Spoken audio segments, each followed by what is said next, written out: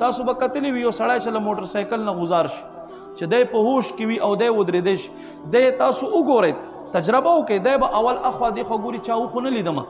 وروستو به بیا ځان ته ګوري چې څه شی مې خوږ دی انسان عزت نفس دی د مسلمان عزت نفس دی د مسلمان عزت نفس خیال ساتئ په معمولی خبرو باندې د انسان عزت ما مجروحه کوئ چې یاره ما خو تعالی دا درکړو ما خو تعالی دا درکړو ما ستا دپاره دا کړو ته څوک یې ورکوونکی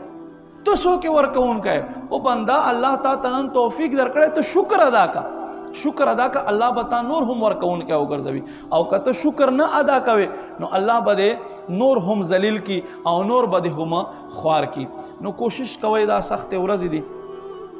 دا سخت ورځ دی په دې سخت ورځو کې جماعتو سره کوشش کوي مدارس سره کوشش کوي خاص کر اوغو علاقو کې چې کوم علاقو کې تبعی شوی دا هغوی د پاره ګوره داسې خلک دي والله داسې خلک دي څه خلک خو دروغ هم وایي خو مونږ خو هغو خلکو ته نه ګورو مونږ هغو خلکو ته ګورو چې چا تاوان شوی دی داسې خلک دي چې مکمل کورونه یې لاړل غریبان بالکل بے بس دي زمونږ په ډیایي خان علاقه کې اوبه په کورونو باندې وختې یو کور کې درې زره بیزې او ګډې ولاړې وې یوه هم پکې پاته نه شوه اوه ورونه تلي و زمونږ کراچۍ ته کورس ته چې راغه د اوه واړو اوه کورونه و او یو کور هم پاته نه شو بس صرف هغه زنانه او نور نرانې بس ځانونه بچ کړي زمونږ کلي کې سکولونه پې باندې ډک دي داسې خلک دي چې صرف د خپلو جامو نه علاوه بل څه نشته ورسره نو مونږ ته پکار دي چې مونږ دې په داسې وخت کې بیا داسې خلکو سره تعاون وکړو دا نه چې یاره ما کور تر ورسېږي ولې مونږ دا دومره عمر تیر شو صاحبه د تا 40 کاله عمر دی 50 کاله عمر ولې تا ټول عمر راشنې خوړلی دي چې ته اوس دې دپاره ځان کمزوری کوي چې یاره زه حقدار یم دروغ ورپاره وای او بیا زه ټیک شو تا خو واخیستلو دا ناحقه نوړی د بل حق نوړی چې دی د ستا د بچي خېټې ته لاړه شي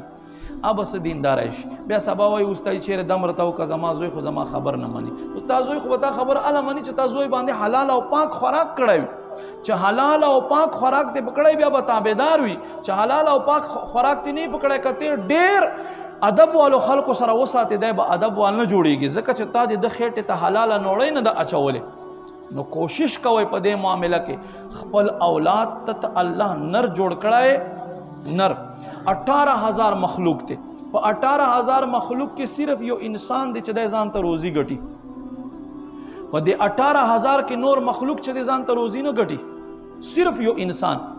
الله رب کریم فرمای اے بندا اسرافیل علیہ السلام شپېلې بچوهی فرمای هغه ته مې دومره غټ وجود ورکړی دی چې کدی کل دنیا دریابو سمندرونو اوبرا غونډې کې او اسرافیل علیہ السلام په سر باندې کېږ دی یوه قطره به ښکته لاړه نشي دومره غټ سر مې صرف ورکړی دی حضرت اسرافیل ته نو فرمایي چې زه دومره مخلوق پیدا کولو باندې قادر یم نو تا یو مکعب چې په دوه ډوډیو باندې مړیږي په دې خېټې مړولو باندې زه قادر نه یم چې ته دې له وجې نه جهنم ته ځان غورځوې